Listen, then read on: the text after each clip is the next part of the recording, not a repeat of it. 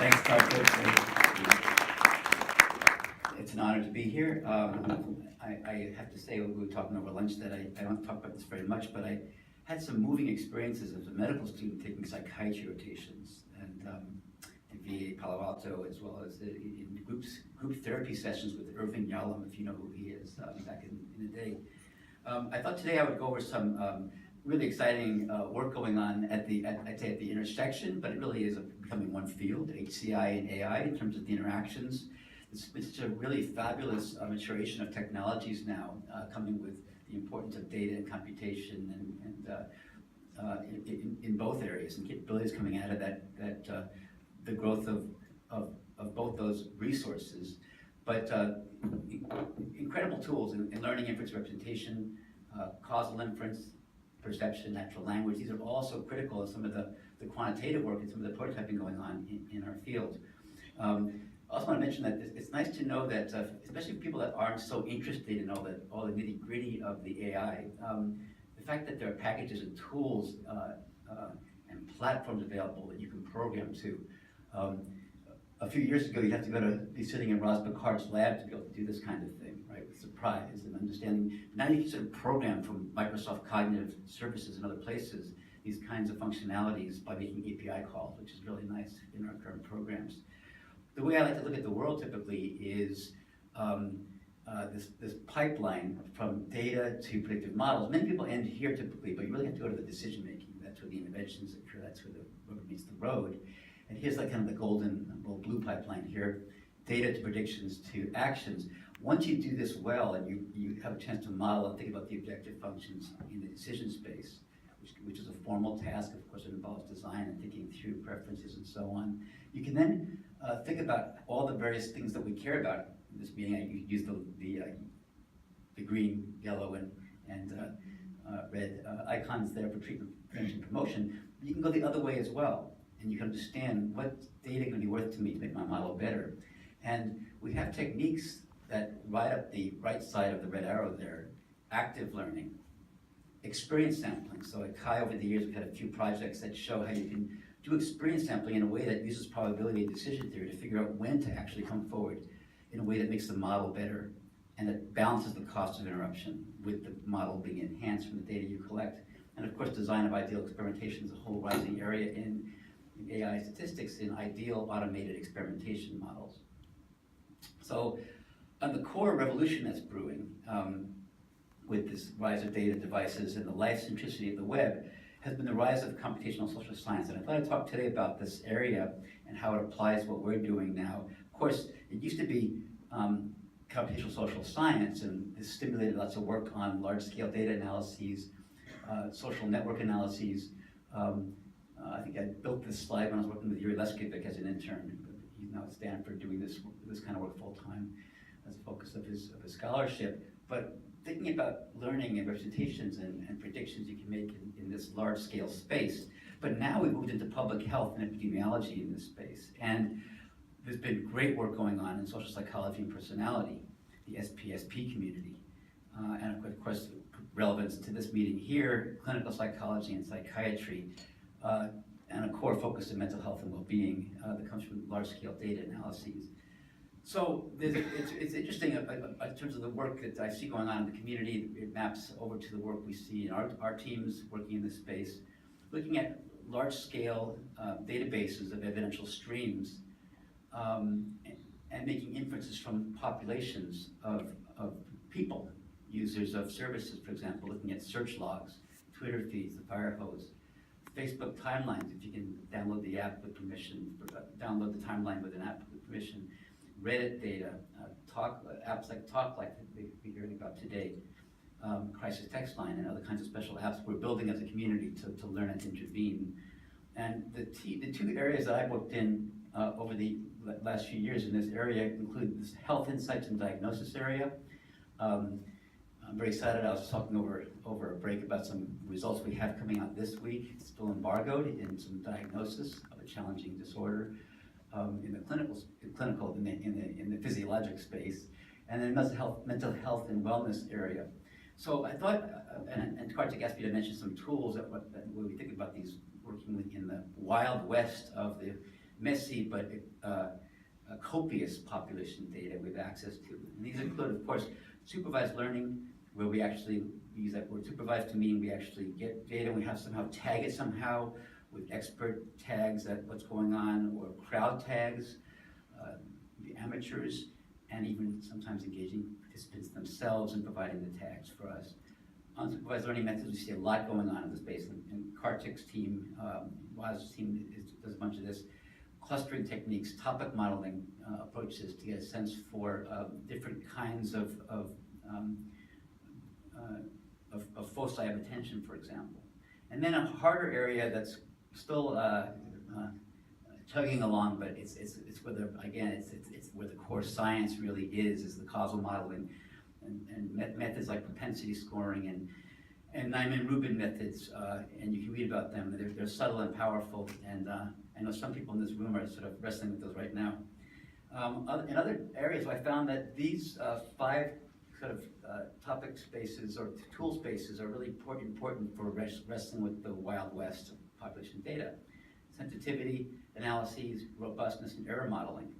Can we actually understand how well the web works as a sensor for process X, and actually have an ROC curve with area under the curve, and characterizing the false positives and true positives.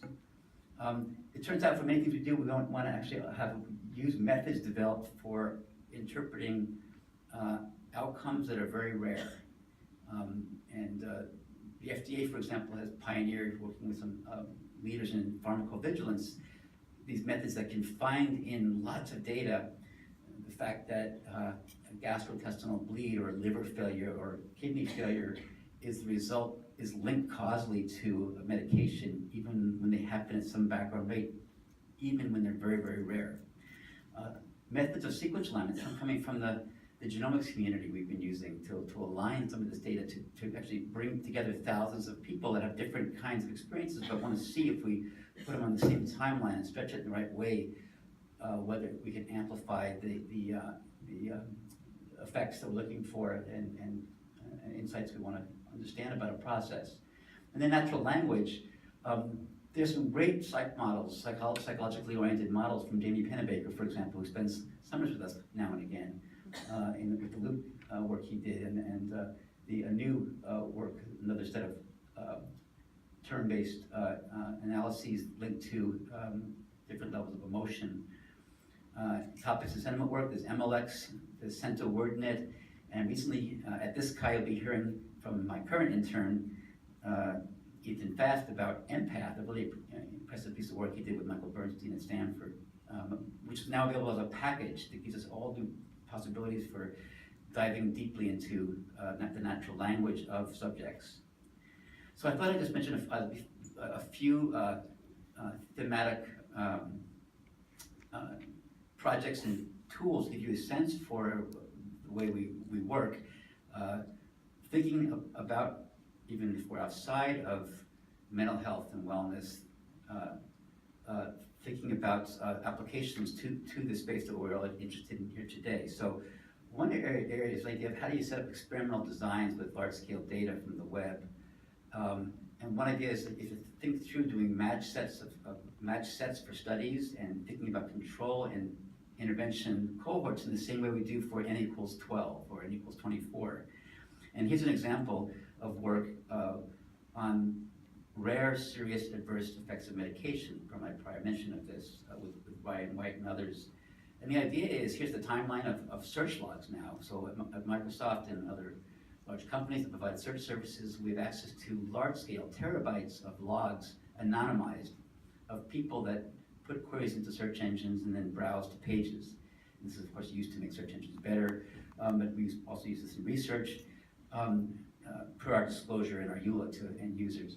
And so the idea is, in this case here, D, lighting up in the middle here, is the first mention of a medication by a user on the web. And you see here in the bottom here symptoms and conditions being searched for and their various synonyms.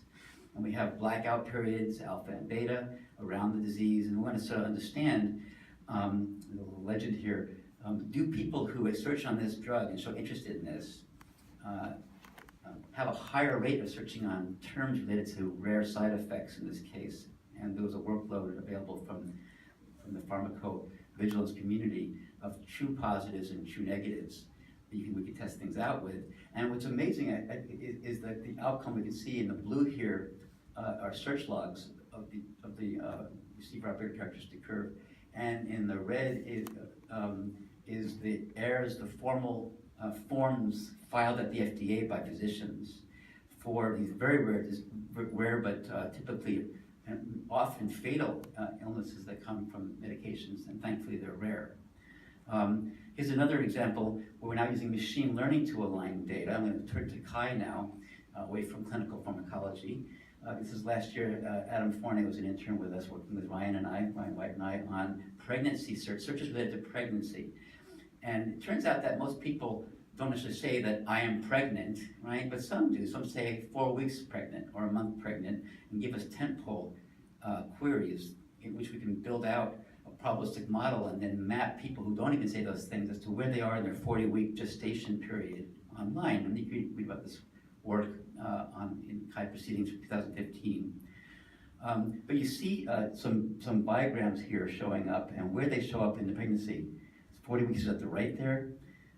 We've got late period showing up in the beginning over there, and you see fresh pineapple towards the end. I don't know if anybody has heard about that approach to giving birth if you're waiting patiently, but it's one of several actually anecdotal approaches to moving things along. But interestingly, you can also sort of use the same alignment to look at some complaints people are having over time, as well as looking at some notions of affect here. Where do people start saying they're very happy or anxious or tired or exhausted? Now I want to move to another area just to show you the subtlety and the power of these methods with wrestling with large-scale population data. We were very interested in what the experience with being diagnosed with breast cancer is. And we tagged anonymized logs for obvious breast cancer was diagnosed here. After you can see the whole pattern, in fact, and this is not a real log. I can't show you a real log, but looks like what they look like when they're compressed down. This is a synthetic one that shows you sort of what we see. You get a kind of an episodic view of what someone goes through over a period of weeks or months or years with a serious illness. And we did several things. You can read this paper online with inducing the episodic structure of an illness. First of all, there are key pivot points we see in people who have clearly been diagnosed with breast cancer. By the way, people will input their whole pathology report, so you get, it's interesting from the clinical medicine side to the search engine to figure out what's going on. But diagnosis, stage, screening, surgery, chemotherapy, we use an HMM model, so we're using methods from AI, sort of that help us understand transitions among states. But look at this interesting map that comes up. The green is general healthcare queries, looking at all healthcare queries here. The brown is chemotherapy and radiation, and 0 is the inferred through machine learning diagnosis date 0. You see get a sense for the episodic structure of the experience with breast cancer here, and this shows you a drill down into the ontology of topics people search around at pivot points being highlighted: screening and workup, diagnosis day, surgery, and chemotherapy, to get a sense for how that works. Moving on to another important method, propensity scoring. So we want to understand the influence of it in these large-scale logs, as well as in our smaller studies, of the influence of the intervention or the action we're studying on outcomes of various kinds. So, for example,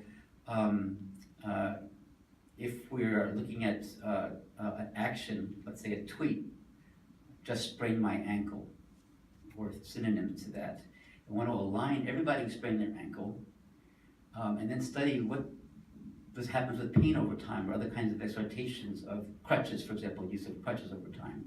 So we want to balance that set with negatives, but we want to basically say that for both sets, both cohorts have the same probability of saying I sprained my ankle. So we can sort of go forward with a balanced set to remove some of the interdependencies that might be caused by the ankle only, looking at positive and negative. And Emery Kitcheman and Matt Richardson at Microsoft Research have been working in this space and I have to point you, I don't want to steal the thunder, but at Kai this coming week, they have a fabulous paper working with Mark Dredzy and Moon Tutoria, a former postdoc now, fabulous shining star at Georgia Tech, on using these methods for depression on Reddit. A little bit more hint here. They looked at Reddit of people who end up going to the suicide area of Reddit and going back in time. What were these people saying in other parts of Reddit, and using these propensity scoring methods to balance things out a bit here. But look at how the pain signal here on the right, upper right here, someone's mentioned tramadol, and when they mention pain over time for the positives versus the negatives. It's interesting, this is Twitter here now, and you can imagine other kinds of applications of this technique. So one area that I'm very intrigued by, that we've been looking at, and I'll just focus on this for a little bit, is an opportunity for people in this room, and some of you are working in this space, is understanding, looking at across large populations at how major life changes influence people's lives, understanding how people get through them. Well, the first one we looked at in this space, working with Moon when she was a postdoc on our team, is birth of a child, looking at postpartum depression. It's one of these, I think it's another thing to think about when we think of where to put our efforts. It's another one of these high payoff areas in that it's estimated to be about 15% of new mothers. And also coupled with the fact that 50% are unreported, and probably people struggling in quiet with this. Probably a lot of stigma around this, given you have a baby, you should be happy, celebrating, why are you so upset at what's going on in your life? And this is with Moon when it's got counts. And this was looking at Twitter fire hose and working with crowdsourcers and so on. But the idea was, and again, this paper was a couple of years ago at Kai, maybe 3 now, time goes really fast. Identifying a birth date, looking 3 months before and after on Twitter, and then looking at this heat map shows you on the y-axis are maybe 50 different moms going down the side here. We're looking at different measures on the right, and looking at changes in rates of things and measures over time from the birth date on. This is the use of first-person pronoun, which Amy Pennebaker tells us is linked to depression. We're sorting by that here, most change at the top. 3 months after. But when you looked at the changes and dynamics of measures of engagement on Twitter, as well as this ecocentric network, outlinks and inlinks, numbers changing. Who else did linguistic analyses? These, by the way, were pulled out from people we inferred were having a hard time after birth. But you can see the first person over the background cohort on Twitter is green, and the new moms are in beige, brownish beige here. First person pronoun usage, third person pronoun usage going down. That's a sign of negative affect increasing, and then negative affect measures directly on the right. The birth date is the blue line in the middle there. But we can take up several of these measures and then define what we think are people experiencing postpartum depression just from Twitter feeds, and then check with the language usage and so on with crowdsourcers. But we found about 15% of new mothers had this sign of a dive, and then we said, can we predict dive of negative affect? Can we predict before the birth, which women will be at high risk for becoming in that downward turn cohort? And surprisingly, we had signal there. And later, we actually went to ground truth with human subjects, new mothers who volunteered, and let us look at their Facebook timeline and optionally their Twitter accounts, and then applied the same methods to major depressive episodes. And we have several other set of papers in this space, Kai, CSCW, and ICPSM. On major life changes, the idea of grappling with an illness is interesting. I thought I pulled this. We didn't publish this figure in our breast cancer paper, but the idea of thinking about loss and grieving, death, divorce, birth, and illness. This picture shows in blue, and to me, this is like this tugs at my heart. This is at 0 is the day we induce that. Several thousand people have just been told they have breast cancer, confirmed by their physician, and they go to their search engine and find out more about this after their workup and your mammography and biopsy queries. And what we see here is all medical queries. We can colors right here. Yeah, so medical queries are in blue, and all others are in black. And it's interesting to see that medical clearly has a much more dominant role after the diagnosis, and it kind of never gets back to normal life, but it gets better in terms of at least how people are spending their search time. And it's an interesting measure of is my life getting back to normal again over 400 days since the diagnosis. And finally, I want to end by talking about grieving. It's Mother's Day. My mother was killed in an auto accident while I was in graduate school. It was very sudden. This was back in 1987. I happened to be staying at a psychiatrist's friend who actually went to a close friend of mine from undergraduate days. He was a psychiatrist. He's a Freudian psychologist. He had the standard edition in this guest room. Right after this happened, I just happened to open up to Mourning and Melancholia. I think this is a fabulous piece by Freud in terms of these psychological models. And Freud says, "It is remarkable that this painful unpleasure is taken as a matter of course." He asked the question, he always did this kind of in his papers, why do people mourn? It's kind of interesting. There's a reality out there, what are you mourning about? And he says that normally reality gains the day. My mother is gone. Let's move on.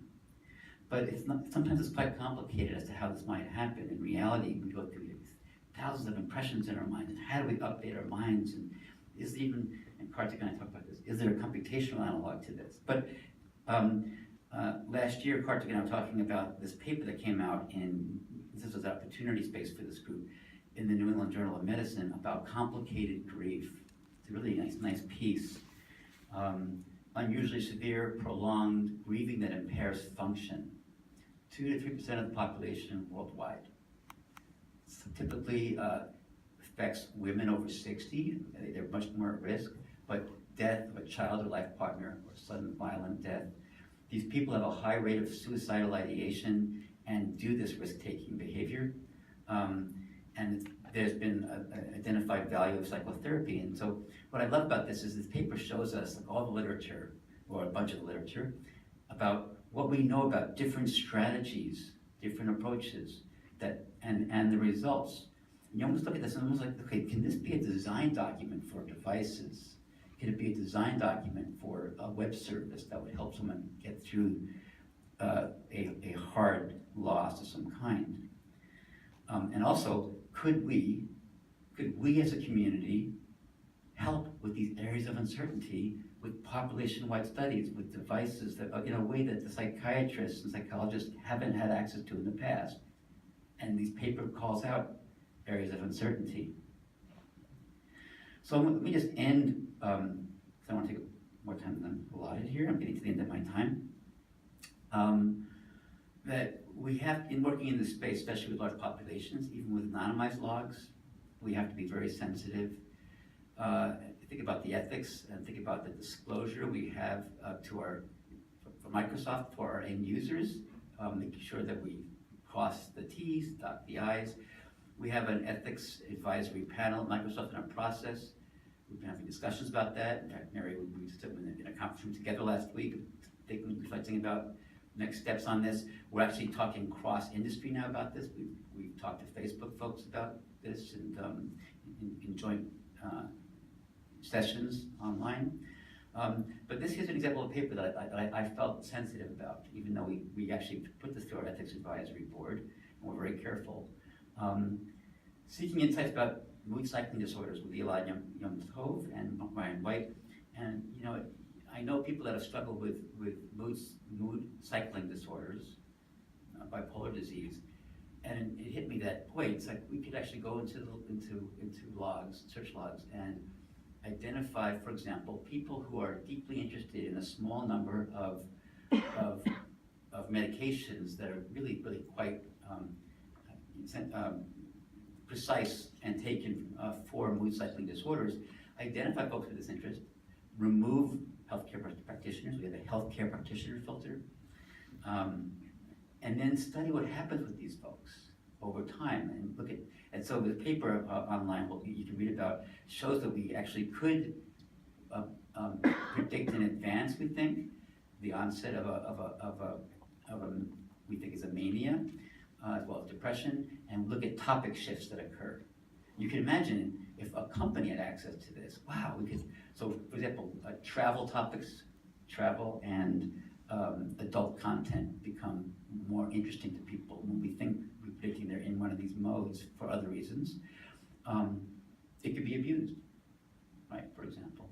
And based on this and other work that we've done, even the postpartum work, Deidre Mulligan and I did a paper that appeared in a policy forum in Science last August. It was largely me asking Deirdre questions as a lawyer. Well, help me understand this. We talked about European law and US law about this tension between data privacy and the greater good. People like ourselves, we can learn a lot to help society. We want to do that with care, and what's the tension and balance there? So I'll stop there.